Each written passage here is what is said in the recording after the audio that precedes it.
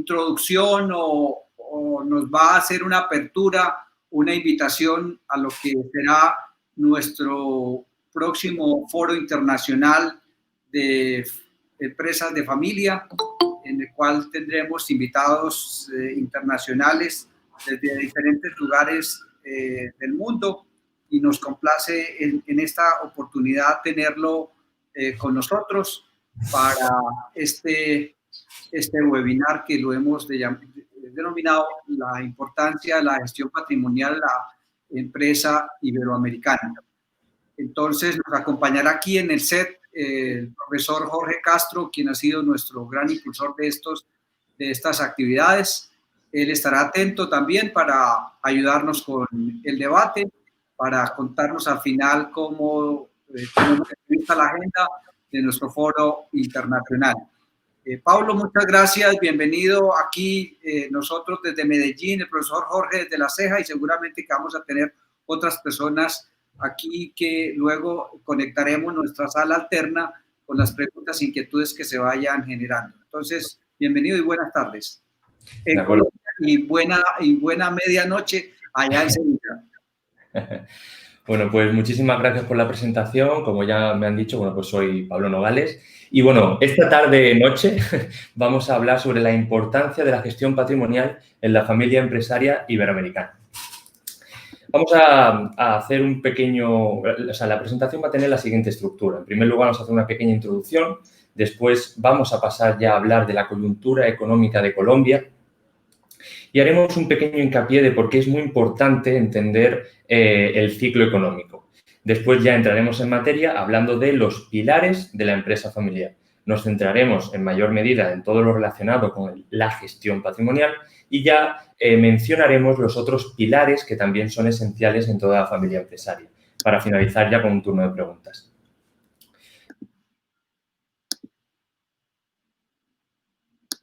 Es muy importante que nos paremos a pensar en la importancia que tienen las empresas familiares.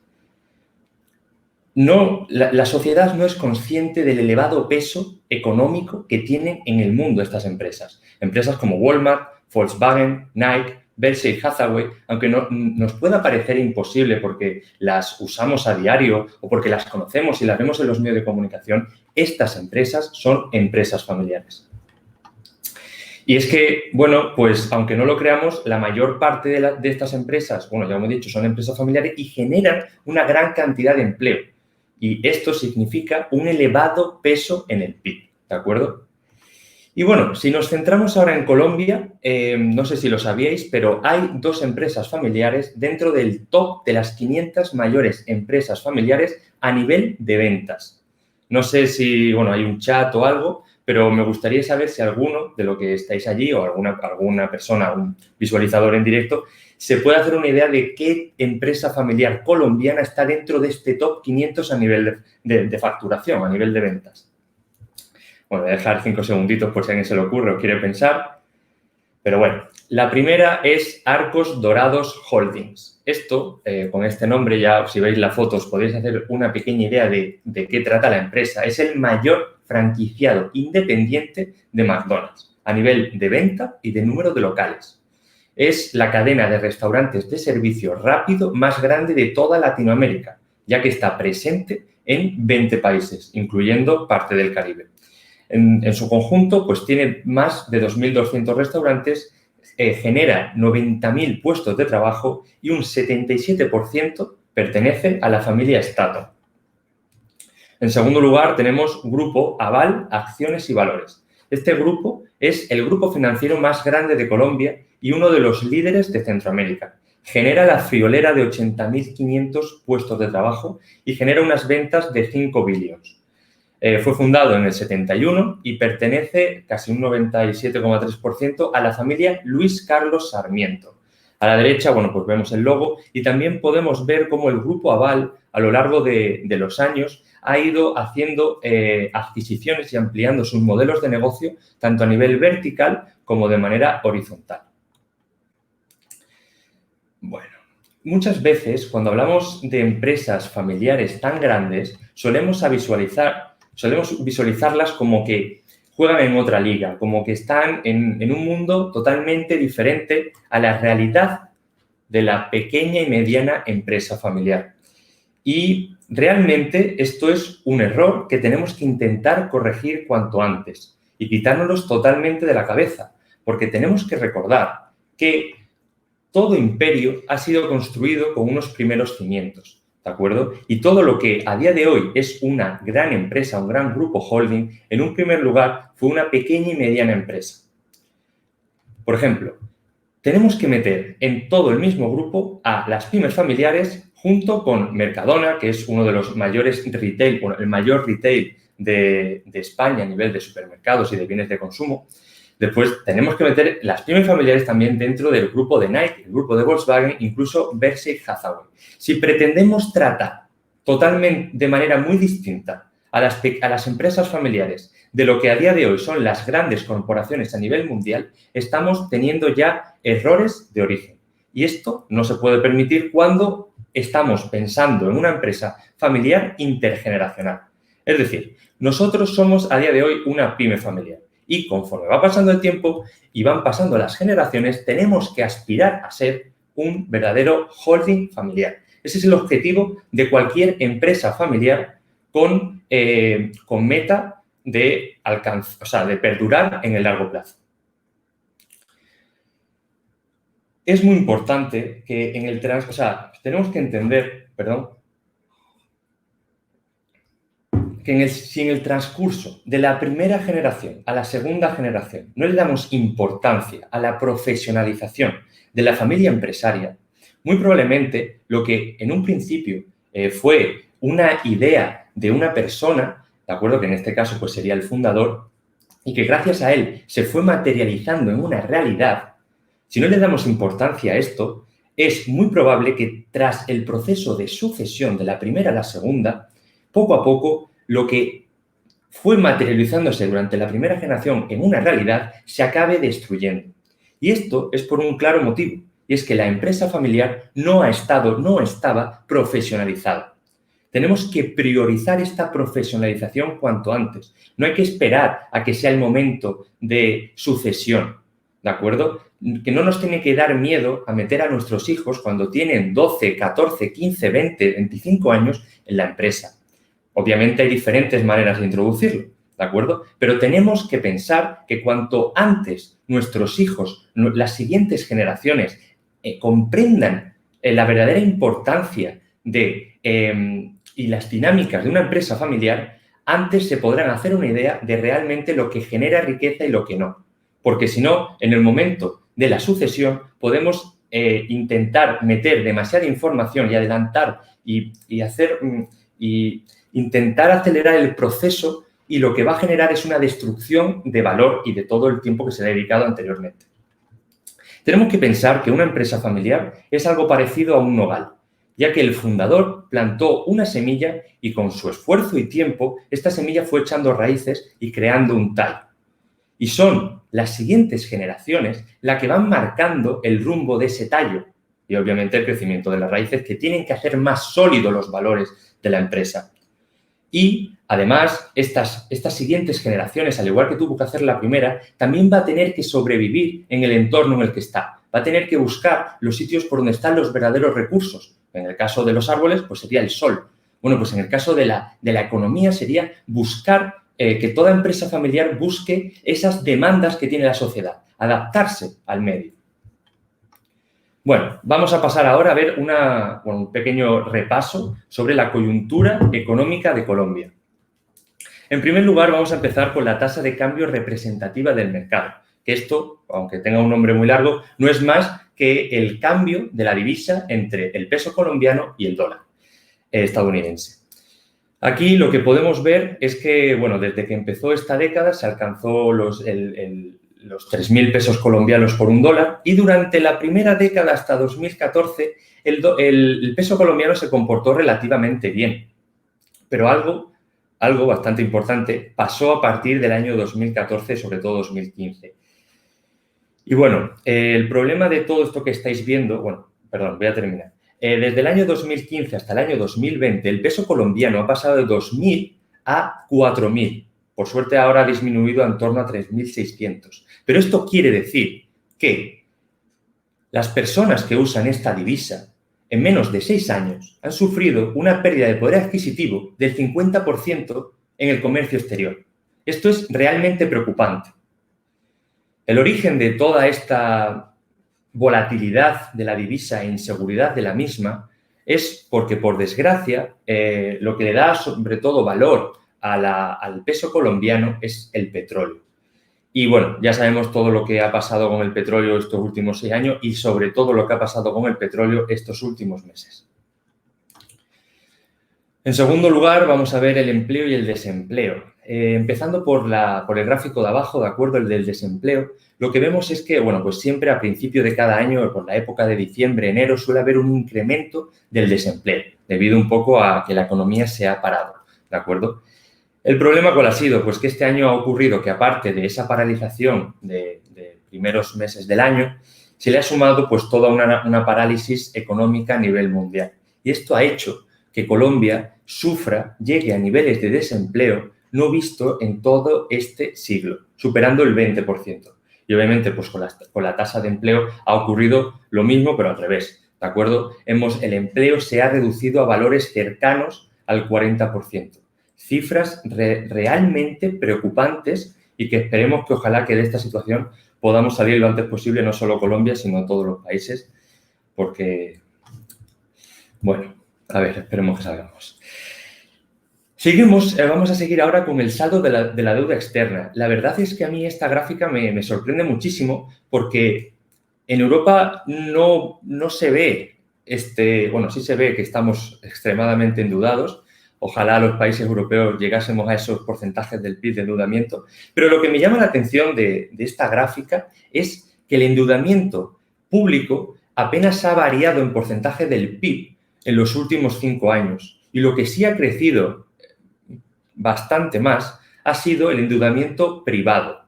Actualmente, pues, se roza el 50% de deuda externa sobre el PIB a nivel general, teniendo en cuenta el saldo público y privado. Esto ha ocurrido en todos los países prácticamente del mundo, así que no tendría que llamarnos mucho la atención, pero sí tendríamos que poner muchísima atención en por qué ha aumentado tanto ese endeudamiento privado. ¿Ha sido para producir valor o ha sido inversiones malas o qué ha sido? Eso habría que analizarlo. Seguimos con la tasa de interés.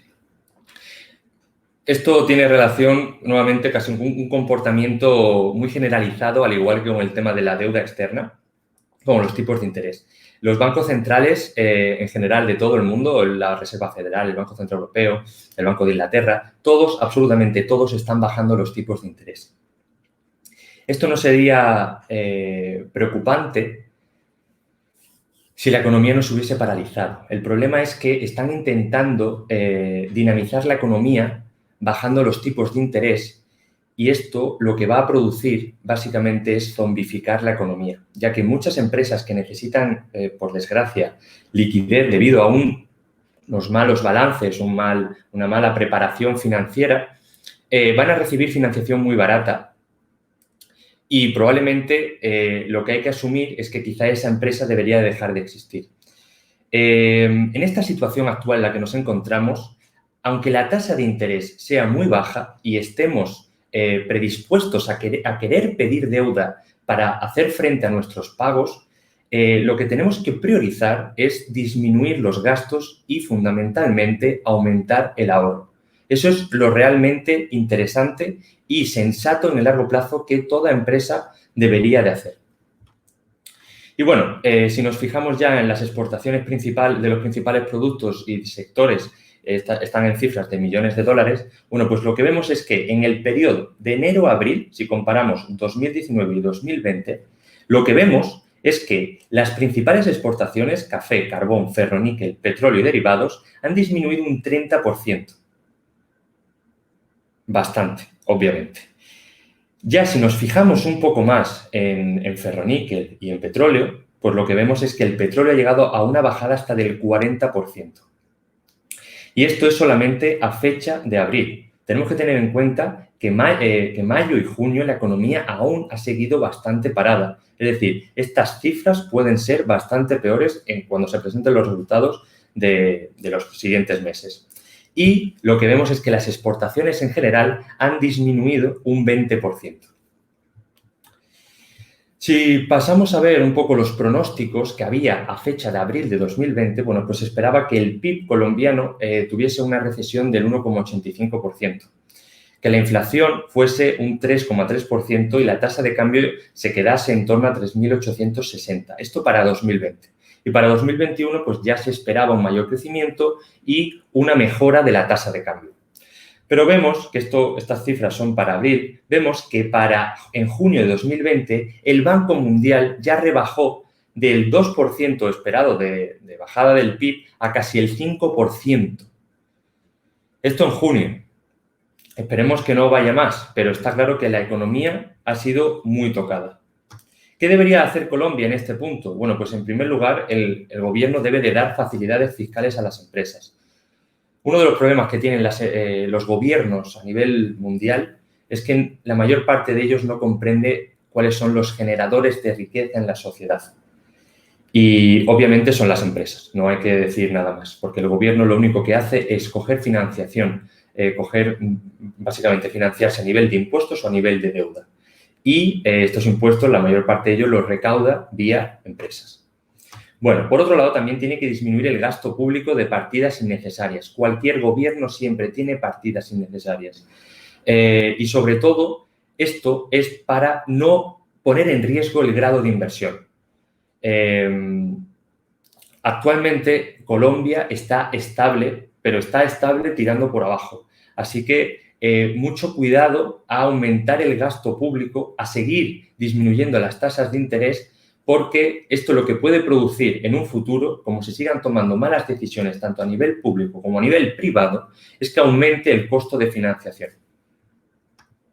Por otro lado, también algo fundamental es que Colombia tiene que disminuir la dependencia del petróleo. ¿Y cómo puede hacer esto? Bueno, pues hoy en día, gracias a Internet, gracias al mundo desarrollado en el que vivimos y tenemos casi al alcance de la mano, gracias a los móviles, la educación está al acceso de cualquier persona. Y claramente, un país que aspire a desarrollarse en plenitud durante este siglo va a tener que buscar industrias de mucho más valor añadido.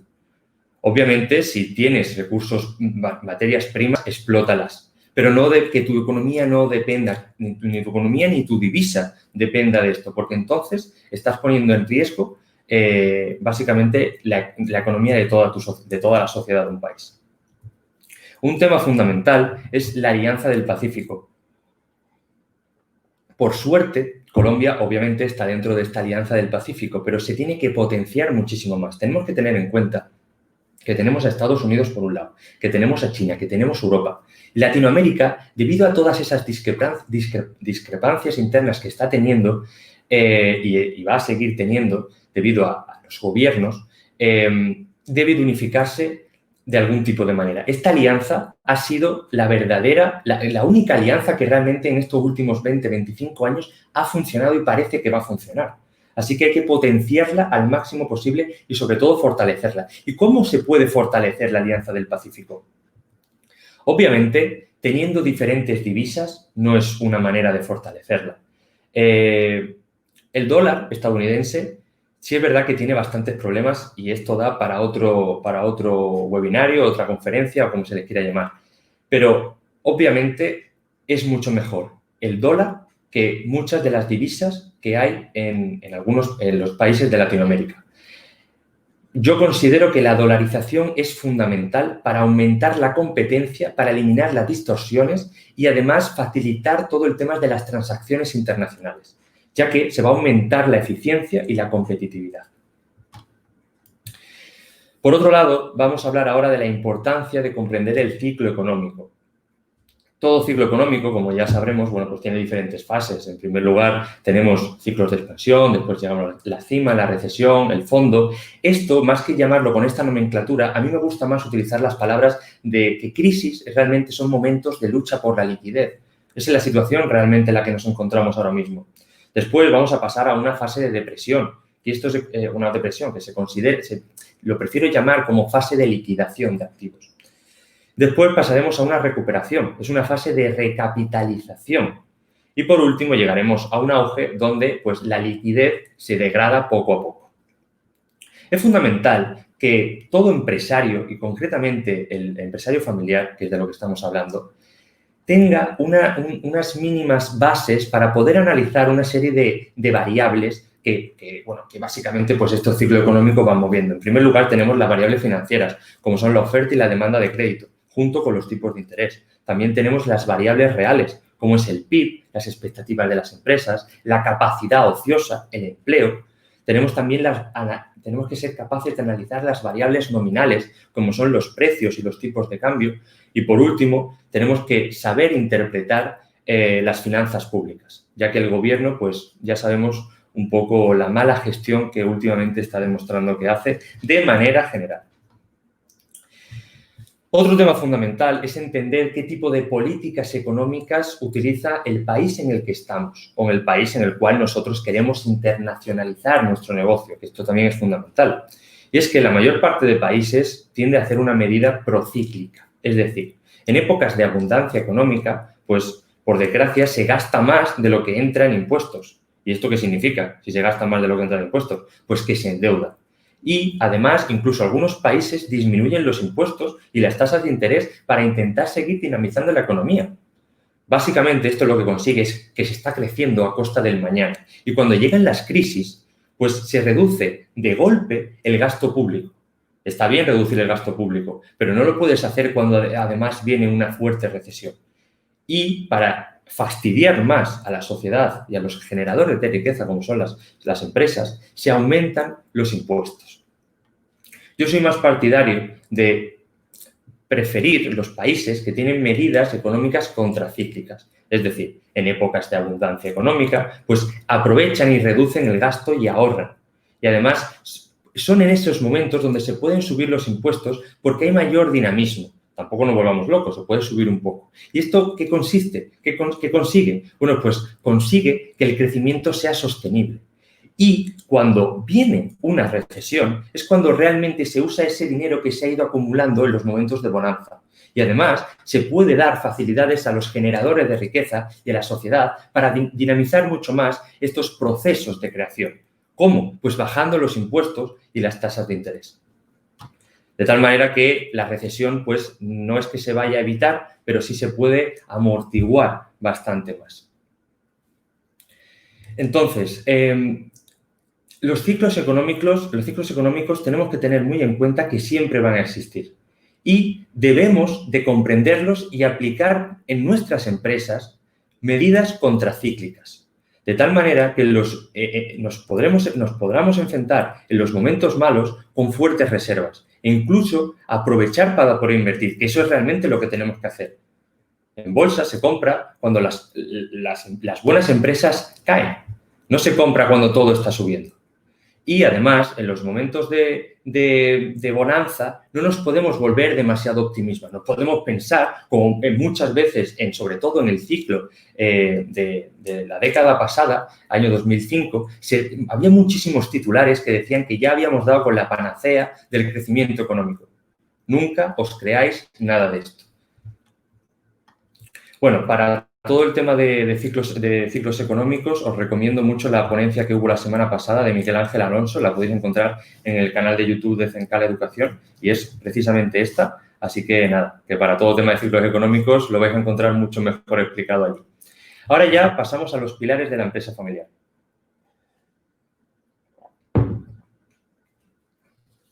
Antes de entrar en materia, me gustaría invitaros a que en la página web de fmnogales.com os descarguéis la guía, si estáis interesados, en cómo conseguir el éxito de la empresa familiar.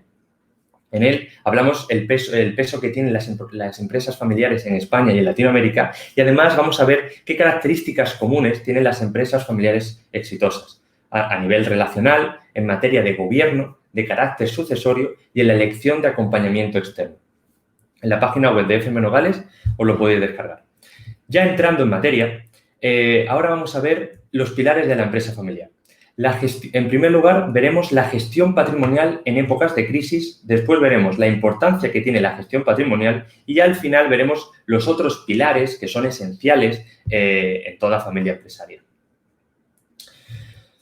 Ya hemos visto que estamos en momentos de incertidumbre y la gestión patrimonial en estas épocas de crisis es fundamental, ¿de acuerdo? Tenemos que gestionar antes de nada lo urgente, asegurando la liquidez y redefiniendo las prioridades. Una vez hecho esto, tenemos que definir la viabilidad del negocio a largo plazo. Tenemos que recordar siempre que una crisis son nuevas oportunidades. ¿Y cómo podemos hacer esto? Bueno, pues tenemos que ser flexibles, tenemos que adaptarnos a las tendencias que se van incorporando al mercado, de tal manera que vamos a tener que redireccionar las inversiones hacia lo realmente productivo. Y sobre todo, lo más fundamental es que recortemos lo que nos hace perder caja recurrentemente. Por desgracia, y tenemos que analizar también el entorno político-fiscal, que por desgracia, como ya he dicho antes, los gobiernos de muchos países no comprenden cuáles son los verdaderos generadores de riqueza. Y si estamos en un país cuyos políticos entorpecen nuestro proceso de aportar valor a la sociedad, tenemos que empezar a pensar seriamente en la internacionalización o en ir creando nuevas líneas de negocio que a nivel fiscal no sufran tanto. Tenemos que tener en cuenta que estamos en periodos de crisis y el coronavirus, como bien sabemos, ha paralizado la economía, pero la ha paralizado de una manera casi nunca antes vista. ¿Por qué? Porque ha bajado la demanda de manera vertiginosa y la oferta. Los próximos meses y el próximo año nos daremos cuenta realmente de lo que se ha llegado a parar. Porque tenemos que tener también muy en cuenta que hay muchas empresas que de la noche a la mañana no se pueden poner en marcha. Van a tardar meses, sobre todo lo centrado en recursos básicos. Volver a poner en marcha toda esa maquinaria es un proceso muy costoso. Y podemos ver bastante volatilidad en todo esto que son las materias primas. Entonces, en periodos de crisis tenemos que tener muy claro que la liquidez es esencial. Podríamos decir que la liquidez es como el oro, pero a muy corto plazo, en momentos de crisis, recordemos. No estoy diciendo que ni muchísimo menos que el dinero fiduciario se parezca al oro. No, para nada. Pero en momentos de pánico y de muchísima volatilidad, la liquidez es el verdadero oro. El cash is king, ¿de acuerdo? Es la expresión muy utilizada por los americanos. Entonces, una crisis no la podemos tomar como un problema que prácticamente no tiene solución, nos rendimos y no adaptamos nuestro modelo de negocio a las oportunidades que realmente están surgiendo. Por ejemplo, con toda esta crisis del COVID, ya vemos que el negocio de las mascarillas se ha disparado. ¿Cuántas empresas han empezado a hacer mascarillas? ¿Cuántas han intentado poner solución a todo el tema de evitar ese contagio? Muchísimas. Todas estas empresas, las primeras que se posicionaron, van a conseguir fortalecer su marca y además no sufrir tanto con la crisis. Tenemos que buscar siempre esas necesidades que aparecen. Y, en segundo lugar, tenemos las personas que en este momento pues sí la han aprovechado, como decía el caso de las mascarillas, y estas personas que han sabido readaptar su modelo de negocio son las que realmente van a salir fortalecidos de este periodo de incertidumbre. Entonces, ¿por qué es realmente importante la buena gestión patrimonial? Bueno, si ya nos centramos en las empresas familiares, suele pasar esto que vais a ver a continuación, y es que la primera generación crea el patrimonio. La segunda generación preserva el patrimonio y la tercera es la que gasta ya el patrimonio. Y la pregunta sería ¿por qué ocurre esto? Esto es muy importante que lo analicemos. Está claro que tenemos que evitar que ocurra, pero tenemos que entender por qué llega a ocurrir esto y está muy relacionado o totalmente relacionado con el tema de la profesionalización de la familia empresaria. Si ya hablamos concretamente del patrimonio y analizamos los diferentes órganos de gobierno que hay dentro de una empresa familiar, lo que podemos ver es que la junta de accionistas, su relación con el patrimonio, es que es la propietaria del mismo. La junta directiva es la responsable de generar beneficio y líneas de negocio. Y el consejo de familia es el responsable de la gestión del patrimonio. Es muy importante que entendamos la diferencia de cada uno de estos órganos de gobierno relacionada con el patrimonio. Y ahora nos vamos a centrar ya por último, obviamente, en el consejo de familia. Muchos empresarios familiares, cuando le hablo de la importancia que tiene la gestión patrimonial, enseguida lo asocian al famoso término family office. ¿Y qué es el family office? Bueno, pues básicamente el family office es un vehículo, una sociedad privada, obviamente, que se construye con el objetivo de que se pueda preservar la riqueza de una familia generación tras generación. ¿Y para ello qué hace? Bueno, pues obviamente se basa en diversificar y en hacer inversiones. ¿Inversiones de qué tipo? Bueno, pues pueden ser en fondos de inversión, en planes de pensiones, en inmuebles, en private equity, ¿de acuerdo? ¿Y cómo lo hace? Bueno, pues lo hace mediante una muy buena planificación y sobre todo controlando muy bien todo lo que está relacionado con la fiscalidad, ¿de acuerdo? Un family office, aquí donde lo veis, es realmente complejo y toca muchísimos puntos. En primer lugar, bueno, como ya hemos visto antes, la planificación patrimonial, toca también gobierno familiar, la gestión del patrimonio, la planificación fiscal, también incluso todo el tema de la beneficencia y la filantropía y además también, pues, trust y servicios empresariales. Un family office requiere administradores, asesores financieros, abogados especializados, fiscal, internacional y otros muchos profesionales relacionados con todo el sector básicamente financiero. Pero lo que más necesita un family office es dinero. Para que nos hagamos una idea, uno de los family office más importantes de España es el family office que pertenece a la familia de Amancio Ortega. Amancio Ortega, bueno, es el empresario que ha construido el imperio de Inditex y su family office tiene como nombre Pontegadea. Bueno, sí es verdad que es el más grande de España, pero para que os hagáis una idea, este family office tiene un valor de más de se creó con un valor de más de 2.000 millones de euros. Yo cuando digo esta cifra, a muchas empresas familiares se tiran la mano a la cabeza. Dice, pero claro, es que yo no llego a este volumen. Tenemos que cambiar un poco el chip porque no todas, como ya hemos dicho antes, creo que viene ahora, no todas las familias empresarias tienen que necesitar desde el principio este volumen de patrimonio, ni muchísimo menos, es que esa no es la realidad. O sea, ya hemos visto que las pequeñas y las medianas empresas son las empresas que más abundan en el mundo y concretamente de estas, la mayor parte son empresas familiares. Y, como ya hemos dicho antes, lo fundamental de la primera generación lo fundamental de la primera generación y de las siguientes generaciones es entender ese concepto de nogal, de árbol que plantamos con una pequeña semilla y va creciendo generación tras generación.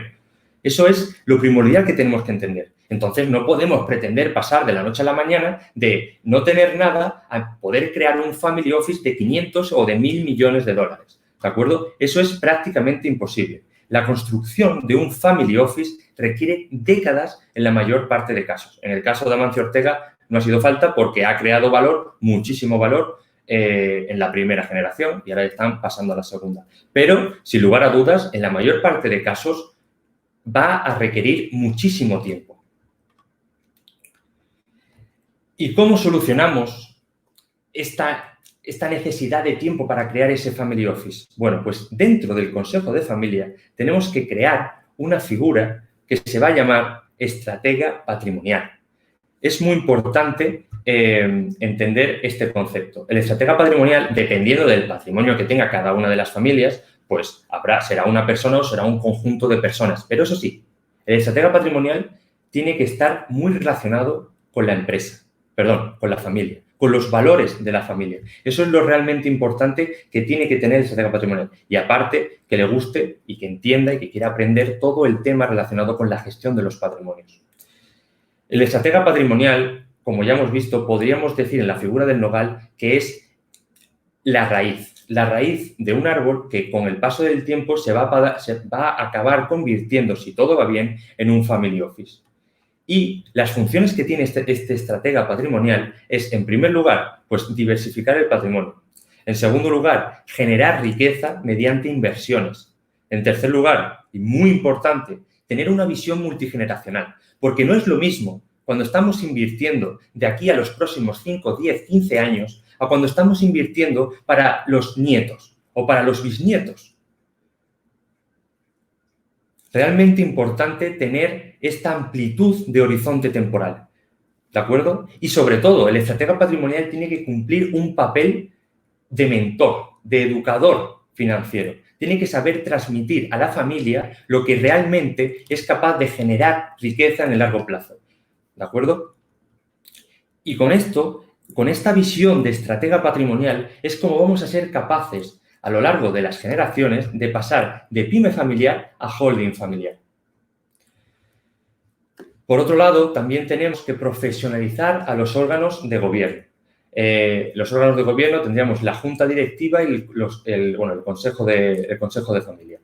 Tenemos que diferenciar con el máximo rigor sus respectivas funciones en el ámbito empresarial y familiar. Esto es muy importante porque muchas veces en las empresas, cuando no se diferencian estas funciones, es cuando aparecen los problemas. Y estas funciones deben de quedar escritas y claras en los estatutos sociales y en los protocolos familiares. Por otro lado, también es muy importante que profesionalicemos a cada miembro familiar en función de su implicación en la empresa. Dentro de una empresa familiar ya sabemos que hay accionistas, hay directivos, consejeros, trabajadores en general, y en función de su implicación y finalidad en la empresa deben de tener la máxima formación posible. Y se debe garantizar de la mejor manera que la productividad de cada puesto de trabajo cumpla las expectativas, ¿de acuerdo? Y ya por último, y realmente importante, o sea, no por último, menos importante, planificar la sucesión. ¿Cuántas empresas familiares, después de una generación o de varias generaciones, por una mala planificación en la sucesión, se han ido completamente, han desaparecido? Muchísimas, muchísimas. Entonces, tenemos que priorizar y recordar que el principal fallo que tienen las empresas familiares es precisamente aquí. Y es donde más hincapié tenemos que hacer para que esto no ocurra. De nada sirve plantar la semilla del fundador si de un día para otro la dejamos de regar o, peor aún, le arrancamos el pequeño tallo que tiene. Y es muy importante que pensemos siempre en el largo plazo.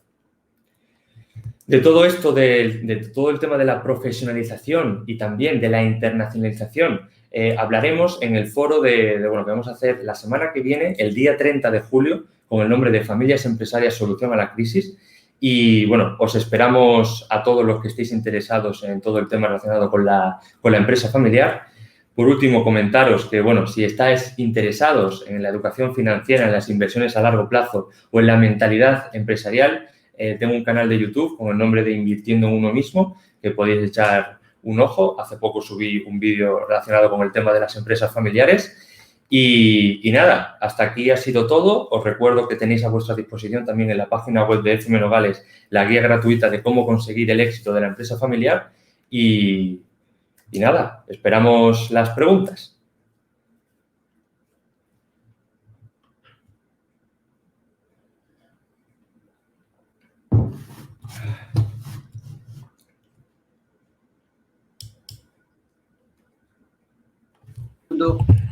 Y aquí estamos. Perfecto. Listo. Bueno, Pablo, una de las dificultades que tal vez nosotros, no sé cuánto conocimiento tengas de Colombia, de las empresas familiares que ya dijiste algunos ejemplos de las más grandes de Colombia, pero la mayoría de nuestras empresas colombianas son pequeñas, medianas y e incluso microempresas. No sé si conoces aquí el modelo en Colombia de las tiendas de barrio. Las tiendas de barrio son uno de los ejemplos más grandes de empresas familiares que funcionan en la misma casa. Son pequeños supermercados que se van volviendo a veces grandes y se convierten en el sustento de la familia. Pero aquí creo que tenemos muchas carencias. No sé si el profe Jorge ahora me ayuda con de este tema de la profesionalización de las empresas. ¿Qué recomendaciones darías para que las empresas entren en un proceso de profesionalización independientemente del tamaño? ¿Requieren apoyos externos? ¿Qué tan conveniente es que haya un acompañamiento jurídico? Por ahora esa sería mi primera pregunta y ya vamos a mirar en el chat de la sala alterna que tenemos para darles paso también a quienes estén ahí en la sala. De acuerdo, bueno, me ha gustado mucho lo que has comentado de esas microempresas típicas que hay en Colombia, que son, bueno, pues como me has comentado, tipo supermercados y que dan avíos a las personas y las familias que viven alrededor de la misma.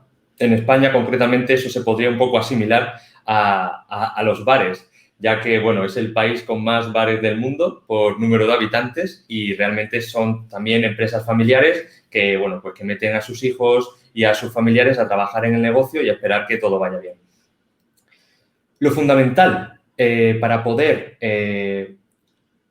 profesionalizar una empresa familiar, sea del sector del que sea, es tener muy en mente el objetivo que tiene esa familia empresaria. Eso es lo que va a diferenciar realmente si un modelo de negocio acaba con el fundador o perdura generación tras generación.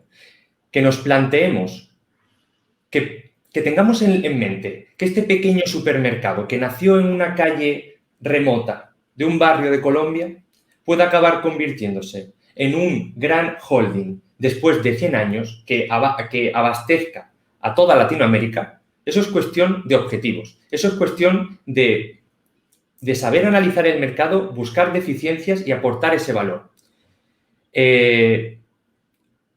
La acción humana, muy relacionado con la acción empresarial, está ahí. Si la persona no tiene ese ansia, ese interior que le pide poder seguir aportando valor y no quedarse en lo que ya funciona, bueno, pues realmente si tiene esa mentalidad se va a ver muy coartado él y su familia y ese posible crecimiento de negocio. Entonces, yo creo que la primera barrera es comprender la visión temporal que tiene la familia empresaria. Si busca simplemente los beneficios a corto plazo y quedarse ahí y no reinvierte en el negocio ni tiene, bueno, pues ganas de seguir expandiendo esa idea que un día pues una persona tuvo en su cabeza y a los pocos meses pudo llevar a la práctica, si lo deja simplemente en eso y no transmite además esos valores a las siguientes generaciones, pues claramente la empresa familiar no va a seguir funcionando. Se parará una vez que el modelo de negocio haya una crisis o cuando el fundador fallezca o cualquier tipo de cosas. Obviamente, si una empresa, si una familia empresaria ya tiene claro que quiere seguir a lo largo del tiempo, necesita un asesoramiento externo. Ya dependiendo del país, pues será mucho más centrado en la familia, mucho más centrado a nivel fiscal, dependiendo, obviamente, de las características intrínsecas del negocio y de la familia. Pero, sin lugar a duda, lo primero es tener claro un objetivo largoplacista a nivel de tiempo y que nuestro modelo de negocio quiera perdurar o querramos que perdure a lo largo de las generaciones. Eso es el primer paso que tenemos que dar.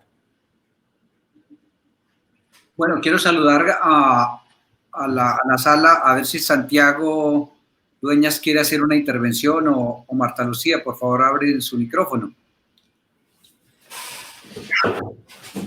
Buenas tardes para todos. Hola Marta, interviene Marta Lucía Cardona. Muchas gracias por acompañarnos, Marta Lucía. ¿Desde dónde nos acompañas? De acá de Medellín. Estoy acá en Medellín. Muchas gracias por la oportunidad. Pues he seguido varias charlas de ustedes y me parecen muy interesantes. Quiero darles algunas estadísticas con respecto al desempleo. que nos referíamos al inicio de la conferencia. En mayo de este año, la tasa de desempleo en el total nacional fue de 21.4% y en 13 ciudades y áreas metropolitanas fue de 24.5%, según indicó pues el DANE, que son cifras realmente muy delicadas, ¿no es cierto?, de llegar a este punto. De otro lado, yo pienso que el país se podría desarrollar mucho mejor en el agro, pensar en el agro, porque creo que eso sería de vital importancia para las microempresas, aunque tenemos un escollo que ustedes bien lo saben, que es con las semillas. La cuestión de las semillas es casi un monopolio. Yo los invito a ver ahí hay un documental muy bueno, 970, con respecto a lo que le pasó en el Tolima a los campesinos, que eran unos microempresarios, y que el gobierno hizo un trato con Estados Unidos y a ellos prácticamente les quemaron todo el arroz, les quemaron todo. Y eso yo creo que vale la pena como analizarlo y vale más la pena entrar como a implementar y a fortalecer más el área del agro. Con respecto a las empresas familiares, yo creo que el péndulo de las empresas familiares sería el código de buen gobierno familiar, para que si tienen un buen código de buen gobierno familiar, pues el estratega ya tiene unas bases y unas directrices claras para llevar a la empresa adelante. Pues considero que eso sería muy importante, porque uno sí ve que en las sucesiones muchas empresas se terminan cuando ya se muere el patriarca, ¿no es cierto?, la persona que lidera, y hasta ahí llega la empresa familiar, y lo hemos visto en empresas muy reconocidas acá. Muchas gracias. A ti, Marta Lucía. Pablo. Sí, bueno, sin duda, los datos del desempleo que comentas pues son muy preocupantes. Ahora mismo en España estamos en torno al 16%, pero se espera que para final de año lleguemos a superar el 20%, por desgracia. Y lo que me comentas de allí, pues una media del 21,4% y que en 13 provincias ha alcanzado casi el 25%, sin lugar a dudas, bueno, pues son datos que dan muchísimo miedo y que va a haber que cambiar algo. Está claro que ante esta situación hay que hacer cambios. Todo lo que has comentado de que el código familiar es muy importante, sobre todo para que el estratega familiar, el estratega patrimonial pueda realizar su función, bueno, totalmente de acuerdo contigo. Sin lugar a dudas, sin unos buenos valores familiares, cualquier empresa familiar está destinada al fracaso, porque en algún momento la empresa familiar tenemos que tener en cuenta que conforme van pasando las generaciones va creciendo, tanto a nivel de sangre como a nivel político, y si no está definido perfectamente cuáles son los pilares esenciales de esa familia empresaria, todo esto se va a ir diluyendo conforme vayan pasando los años y bueno, eso tenemos que evitarlo. El documental que has comentado respecto del sector agroalimentario, bueno, yo lo buscaré, no soy un experto ni muchísimo menos en esta materia, pero la verdad es que me parece muy interesante. Lo que sí me has dejado caer entre líneas ha sido que, bueno, pues que ha habido el gobierno ha metido mano ahí. Eso es lo que he entendido yo entre líneas. El gobierno ha metido mano y ha creado como un pequeño monopolio controlador de esas semillas y tenemos que tener muy en cuenta que si no tenemos cierta libertad económica, cierta libertad de competencia, vamos a tener problemas. Esto introduce un tema fundamental. Cualquier empresa familiar, en el sector en el que esté, tiene que analizar perfectamente si en esa industria concreta en la que está, el gobierno da preferencias a algunas empresas y no a otras. Porque de ser así, el modelo de negocio, si va bien, se debería ir cambiando a otros sectores o a otros momentos de esa línea productiva. Porque si en lo más cercano a la materia prima está muy controlado por el Estado y es un oligopolio básicamente, o incluso peor, un monopolio, tenemos que intentar huir de esas líneas de negocio. quizás el sector agroalimentario en algunas provincias está muy bien desarrollado, pero ¿qué empresas? Eso habría que también analizarlo, porque ahora que a todo el mundo le funcione bien la plantación de brócoli, la plantación de aguacate, no significa que a todo le vaya a funcionar. Porque si nos metemos en el sector y nos damos cuenta cuando hemos invertido una cantidad ingente de dinero y de tiempo, vemos que otros competidores nuestros están favorecidos por ayudas políticas y legales, pues hemos hecho una muy mala inversión. Analizar un poco hasta qué punto se mete la mano el gobierno en qué sectores es vital. ¿De acuerdo? Este es un poco el resumen de lo que quería decir. Gracias, Pablo. Vamos a ver si alguien del Facebook Live se anima a hacer alguna pregunta. Yo creo que a ver si la visualizamos aquí. Si la podemos visualizar desde acá. Si alguien ahí en el Facebook Live quiere hacer una pregunta. Entre tanto, si alguien hace la pregunta, profe Jorge, sus comentarios sobre lo que ha contado Pablo en esta tarde. Bueno, pues primero un gran saludo porque no había podido terminar de conectarme bien, y segundo, felicitaciones, Pablo, ahí ya te he venido siguiendo en el canal, y todos los que sabemos la importancia de la educación financiera agradecemos que gente con claridad y contundencia esté creando contenido informativo. Entonces animar también a las personas, porque como dices tú, y pues como es parte, digamos, de ustedes, los nogales, de dejar buenas semillas en todo este proceso, no se puede trabajar en las nuevas generaciones si no hay una formación, y clarísimamente esa formación que estás haciendo tú en temas de educación financiera es fundamental para las conversaciones más sofisticadas al interior de las familias. Te agradezco mucho el ejercicio de la reflexión sobre Colombia. Creo que eso es muy importante, que nosotros tengamos cada cierto tiempo a alguien que nos mire desde afuera, porque a veces, digamos, nos perdemos en el debate político interno, en los lugares comunes de cómo nos analizamos. Entonces también te agradezco por ese proceso, y que no dejes de seguir viendo América Latina. Lo que dijiste de la Alianza del Pacífico y la dolarización requiere más luces, y probablemente luces europeas, porque, digamos, hay una primera pregunta, te voy a picar, todavía no la lengua en el tema de las empresas familiares y el patrimonio familiar, pero, digamos, diciendo que tú hablaste de que el efectivo era importante, ¿cómo ves el tema de la relación ahí? Si tú estuvieras ayudando a una familia empresaria colombiana y le dijeras que el efectivo es importante, ¿cómo creerías que fuera como una primera sugerencia? Estoy diciendo una cosa muy al rompe y un poco irresponsable, pero quiero provocar tu reflexión sobre la relación de efectivo entre pesos, dólares y euros, o qué otras monedas considerarías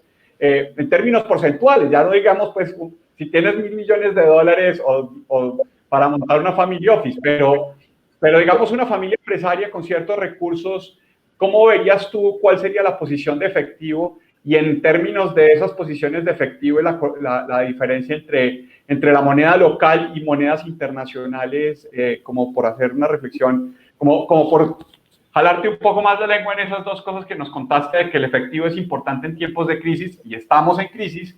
Y segundo, que nos hiciste una recomendación interesante sobre la dolarización, pero tú estás, digamos, en Europa, entonces uno quisiera también saber ahí cómo ves un poco el tema de los euros. Dejo ahí porque seguramente ahorita te va a preguntar de más cosas. Si la sala se anima con otras, pues me las guardo para una conversación privada, entonces.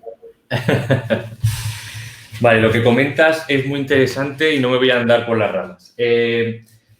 Vamos a ver, los bancos centrales, como ya seguramente sabréis, han estado haciendo aberraciones económicas, mejor dicho, monetarias, y esto ha producido aberraciones económicas básicamente desde que nacieron. Pero sobre todo la Reserva Federal nació en la década en el 19 del siglo pasado, y desde el año 71 se rompió el patrón oro. Desde ese momento, si vemos el aumento de la masa monetaria a nivel mundial, da verdadero miedo. O sea, verdadero miedo. Ese dinero, sí es verdad que está respaldado en una serie de activos, pero la pregunta es cuánto valen esos activos si no hay un valor real detrás de ellos. Simplemente están basados en la confianza en la mayor parte. la mayor parte, bueno, casi en su totalidad, porque sí es verdad que los bancos centrales tienen reservas de oro, pero también tenemos que añadir un poquito, un tema un poco peliagudo, y es que las mayores reservas de oro pues las tienen China y Rusia. Entonces, todo esto, la dolarización, ¿es importante? Sí, es muy importante en un entorno, en un entorno de países con continente latinoamericano, que tenemos muchos países, diferentes ideologías políticas en cada uno de ellos, en varios de ellos con divisas distintas. Es importante, pues sobre todo porque si queremos ser competitivos a lo largo de este siglo, tenemos que tener una divisa común que nos facilite un poco todo el tema de los intercambios internos y externos de los mismos. Ahora bien, euro-dólar, la eterna pregunta, ¿qué tiene el dólar detrás? Bueno, pues el dólar detrás tiene ejército, gracias al ejército hay transacciones comerciales, seguridad de las transacciones comerciales y tiene petróleo. Petróleo es, bueno, está claro que en los próximos, hay algunos que ya auguran su utilidad. Yo no creo que vaya a ser ni muchísimo menos tan rápido. Si es verdad que acabará llegando su momento de que los vehículos y los transportes públicos pues acaben electrificados, pero yo creo que le queda bastantes décadas de uso. Ahora bien, ¿qué tiene el euro detrás? El euro detrás, yo mira que estoy en contra del dólar, pero el euro detrás, pues no sé qué tiene. No sé qué tiene porque el euro nació con una finalidad fundamental y era facilitar todo el tema de la burocracia, el tema de la unión fiscal. ¿Y qué ha pasado más de 20 años después del origen del euro? Pues que nada de eso básicamente se ha cumplido. Cada país tira para sí mismo, impone una serie de normas y es verdad que hay facilidades a la hora de movimiento de personas y de mercancías, pero no hay lo mismo que tiene detrás el dólar. Entonces, si nos ponemos un poco a elegir entre euros o dólar, yo me quedaría para el medio plazo, y medio plazo vamos a entenderlos en grandes periodos de tiempo, en los plazos en los que una empresa familiar habla. En el medio plazo yo tiraría muchísimo más por la dolarización. Ahora bien, en el largo plazo, si queremos realmente un activo refugio, un activo que sabemos que quizá no nos va a generar muchísima rentabilidad, pero nos va a proteger, sin lugar a duda, lo mejor es el oro.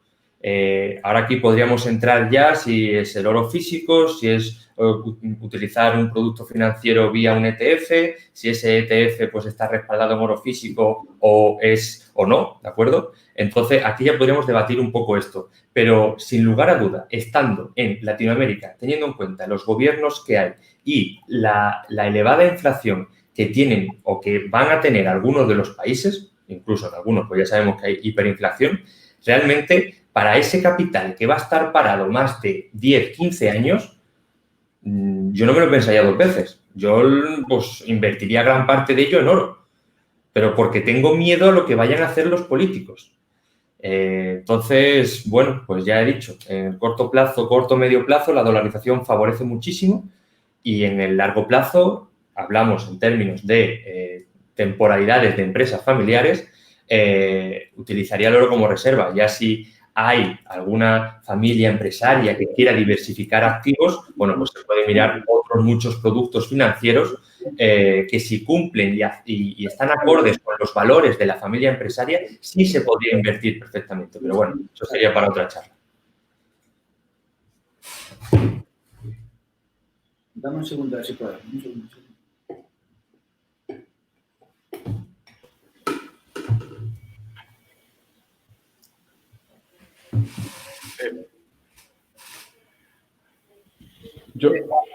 Sí, profe Jorge, iba a decir alguna otra. Sí, pues aprovechar que lo dejó también Pablo tocado ahí, que quiero hacerle una siguiente parte porque me encantó por el tema. Otra de las preguntas que me quedaba del tema, el rol del estratega patrimonial, y tú acabas de responderme precisamente una estratega patrimonial para una empresa latinoamericana, sería muy distinto para una empresa europea, y claramente, digamos, no pusiste dentro de los conceptos de una familia empresaria, digamos, si usted va a tener un fondo de reserva, ni se ponga a pensar con el euro, dólares de mediano plazo y en el proyecto de largo plazo el tema del oro. Entonces, digamos, eso sería un poco como por el tema de la reserva para la crisis, porque es muy importante, como decías, tener algo, digamos, una posición de efectivo. Ahora te la devuelvo con otro tema en términos del estratega patrimonial. Si fuera y además porque respondiste con el tema de en qué sectores, si tus competidores están muy vinculados con el gobierno y tal. Entonces, si esa es como la estrategia de efectivo, ¿cierto? Dineros que no vayas a usar en 10 años, los usas en oro y los que necesitas en 5 los vas acumulando en dólares o algo de ese estilo. Ya en términos de activos por fuera de la empresa familiar, ¿qué otro tipo de posición quisieras ver en una estratega patrimonial? ¿O qué lógica o qué ideas te gustaría, digamos, verle a una estratega patrimonial de una familia empresaria latinoamericana, aparte, digamos, de esta lógica de refugio en efectivo con base en la mirada dolarizada y de largo plazo del oro? Vale, ¿te refieres a que explique algunos productos financieros, o sea, algunos sí, activos? ¿O es que no te he entendido bien, Jorge? Activos, pero también con esa mirada que acabas de proponernos del estratega patrimonial, de los que son de 5, de 10 años, de los tiempos de la familia empresaria, porque claramente eso es parte, digamos, de lo que tú hiciste como la estrategia, nos propusiste como la estrategia de una familia empresaria, que es pongan en el mediano plazo sus ojos en la dolarización y en el largo el oro. Entonces, en ese mismo lugar, como los activos financieros, ¿cómo los verías tú? ¿Financieros o no financieros? No sé cuáles. Vale. ¿Cómo los verías tú? Bueno, en primer lugar, con todo ese dinero, por así decirlo, que en el muy largo plazo nos vamos a necesitar, pues tendríamos diferentes opciones. En primer lugar, si nuestro modelo de negocio está funcionando correctamente, está aportando valor a la sociedad y, bueno, pues yo creo que reinvertir parte en ese modelo de negocio, en quizás aumentarlo, su capacidad productiva o incluso hacer alianzas con otras empresas familiares, aunque implique un poco de inversión, o o seguir creciendo de manera vertical u horizontal dentro de ese mismo modelo de negocio, si está funcionando correctamente, me parece una buena localización de activos, ¿de acuerdo? Que en este caso pues sería el efectivo. Después también, como parte de estratega patrimonial, tenemos muchísimos productos activos en los cuales podemos invertir, financieros y no financieros. Por un lado, de los no financieros, pues tendríamos el sector inmobiliario, como todo el mundo conoce. Es muy importante, en el canal de YouTube tengo 4 vídeos bastante explícitos sobre todo esto del sector inmobiliario, y es que, bueno, doy una serie de recomendaciones para cómo saber en qué propiedades podemos invertir en el largo plazo de tal manera que sepamos que va a generar valor. Porque esa frase de la vivienda siempre sube, está claro que la década pasada ya se puso de manifiesto que era mentira. Tenemos que saber valorar perfectamente el activo en el cual estamos invirtiendo. Por otro lado, activos financieros, pues, bueno, pues tenemos acciones concretas, tenemos fondos de inversión, tenemos fondos indexados, tenemos fondos cotizados, tenemos muchísimos activos en los cuales, dependiendo de lo que, bueno, incluso el private equity, bueno, aunque eso es un poco ya más complejo de acceder, ya que se requieren unos capitales superiores, que eso es básicamente comprar una propiedad de un negocio que no cotiza en bolsa. Eso puede pasar, por ejemplo, si nosotros somos una empresa que planta aguacate y que después los procesa, pues nos puede interesar tener una participación del supermercado que los vende o el servicio logístico que transporta dentro de todo el proceso que tiene un aguacate. 1000 cosas, ¿de acuerdo? Entonces, bueno, pues eso serían las diferentes cosas que se pueden hacer con la liquidez actual, ¿no? Pero lo que sí es muy importante es que cada familia empresaria analice cuáles son sus valores a la hora de invertir y que se profesionalice en este sector. No todas las inversiones ni son para todas las personas, ni son para todas las familias, ni tienen el mismo horizonte temporal. Esto es también que lo tengamos muy en cuenta, porque ¿qué ocurre muchas veces cuando una persona, una empresa no profesionalizada en el tema económico financiero invierte? Pues que cuando vienen momentos de incertidumbre suele entrar en pánico y suele malvender, cuando realmente quizás no ha sabido ni siquiera valorar bien el valor que tenía ese activo en el cual estaba invirtiendo. Y es realmente cuando se producen pues, la pérdida de capital permanente derivada de una mala gestión, básicamente. Bueno, Fernando, yo creo que nos has dejado un buen abrebocas de lo que será tu intervención el próximo 30 en el Foro Internacional que tenemos previsto y que ya tú lo dejaste ver al iniciar en al finalizando tu presentación. Queremos pues, antes de hacer el cierre, pues darte las gracias en primer lugar por haber aceptado la invitación esta tarde a este webinar, que seguramente, y como ha ocurrido siempre, pues aquí quedará grabado en varias de nuestras redes sociales, particularmente aquí en Facebook Live. Seguramente en la noche lo iremos a colocar en el canal de YouTube. Y bueno, profe Jorge, recordemos un poco la agenda que vamos a tener el 30, porque la próxima semana no vamos a tener webinar justamente a esta misma hora, porque vamos a estar en los preparativos, ultimando los detalles técnicos y logísticos, porque la agenda ya está lista, está confirmada de distintos países. Entonces quiero que usted le cuente a nuestra audiencia de todos estos medios cómo está la agenda para el día 30 de julio. Bueno, pues un gusto y un honor, además porque ha sido un proceso maravilloso todo el tema de la evolución, de los aliados y por supuesto de los conferencistas, y muy agradecidos pues con la familia también, no solo con la familia Nogales, que ha sido para nosotros pues luz en medio de todas las reflexiones sobre familias empresarias, y pues obviamente también la familia Barrera, que es, digamos, pionera en todos estos temas también educativos aquí por estas tierras. Entonces, nuestro evento es este jueves 30 de julio de 8 a 12, hora Colombia.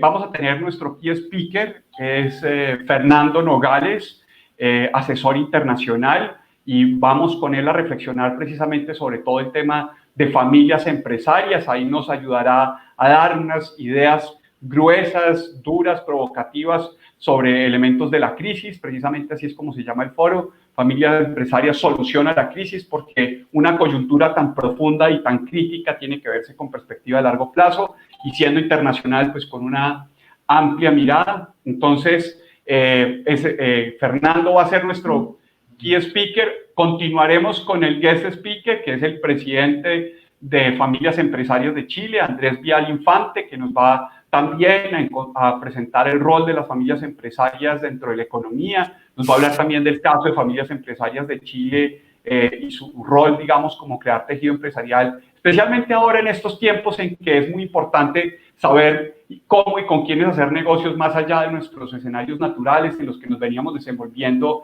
antes de todo el proceso pandémico. Y a partir de ahí haremos dos paneles, el primero de internacionalización de las empresas familiares, también como una herramienta de gestión de crisis y de aprovechamiento para lo que se viene, porque estamos en una etapa muy afortunada también para los que podamos pensar cómo esta situación la fructificamos. Ahí vamos a tener la presencia primero de Pablo, que nos va a ayudar también a dar esta lectura de patrimonio, de riesgo y de gestión de oportunidades. Va a estar Javier Ballesteros, un empresario español que está viviendo ahora en Medellín y que ha hecho un proceso de internacionalización en segunda generación. Voy a estar yo compartiendo también algunas referencias en ese panel, y cerraremos con un panel también de unos grandes profesionales. Precisamente el tema es profesionalización de las familias empresarias. Pablo hoy aquí dio unas ideas muy importantes sobre la importancia de la profesionalización. Me encantó lo que dijo de que una familia que no es profesional puede malvender los activos, no saber ni siquiera cuánto valen, y desde ahí construir una estrategia de negociación en tiempos delicados, además, que es muy importante poder evitar. Entonces, por eso el tema de la profesionalización es estructural, es importante. Ahí vamos a tener a María de los Ángeles Lucero, argentina, experta en todos los temas también de derecho y gobierno corporativo. Vamos a tener a un profesor espectacular, Pablo Zambrano, desde Ecuador, experto en comercio internacional. Nos va a hablar mucho del tema de la transmisión de los valores económicos dentro de la familia, en este proceso de profesionalización, el tema del acuerdo en términos de visiones de la economía para el desarrollo de cultura empresarial. Y por último, digamos, desde Colombia estará Luis Carlos Sánchez, que es abogado, experto en derecho corporativo, y con este evento tan espectacular esperamos poder aportar a que las familias empresarias de los aliados que tenemos, que ya los voy a contar, puedan también, más todos los que puedan vernos, puedan tener una perspectiva lo más completa posible de lo que pueden empezar a visualizar si en medio de la crisis fortalecen a las familias en estos dos aspectos, internacionalización y profesionalización. Pero aquí contamos con unos convocantes de lujo, FENALCO Antioquia, la Cámara de Comercio del Oriente Antioqueño, Familias Empresarias de Chile, por supuesto FM Nogales, y pues las instituciones educativas que se están liderando desde aquí, Uniescolme, EDESA, Sencala y Escuela de Tecnologías de Antioquia, que son el núcleo, digamos, formativo que nos estará acompañando también para la difusión y el proyecto.